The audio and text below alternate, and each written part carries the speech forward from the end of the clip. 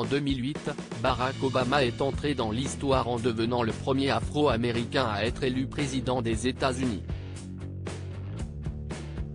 Un exploit qu'il a réédité 4 années plus tard, lorsqu'il s'est porté candidat à sa propre réélection en 2012. En ayant été choisi par le peuple américain pour accéder au pouvoir suprême à 2 reprises, Barack Obama a ainsi vécu durant 8 longues années au sein de la Maison-Blanche avec son épouse, Michelle Obama, ainsi que leurs enfants.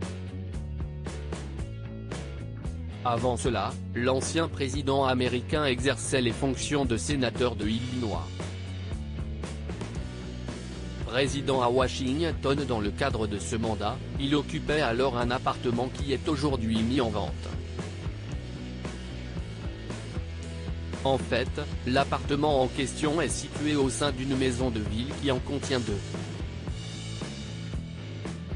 CIST dans l'appartement du premier étage de cette maison, situé à moins de 2 km du Capitole, et en face de Stanton Park, que vivait le futur président américain. Un duplex se trouvait par ailleurs juste au-dessus de chez lui. De son côté, le rez-de-chaussée de la résidence où vivait Barack Obama est composé d'un grand espace ouvert comportant une cuisine avec des portes-fenêtres donnant sur la cour, ainsi que 2 chambres et un parking. À l'époque, le sénateur quittait cet appartement tous les week-ends pour retrouver sa famille du côté de Chicago.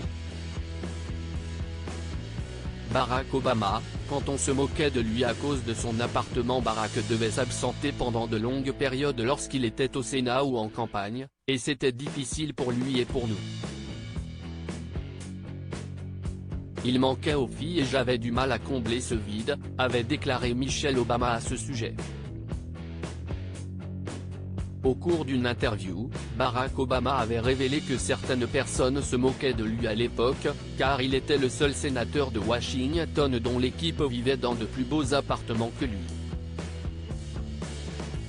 L'ensemble de la maison de ville dans laquelle se trouve l'ancien logement de Barack Obama a été mis en vente chez Coldwell Banker pour un montant de 1,279 million $, ce qui représente plus d'1 million d'euros.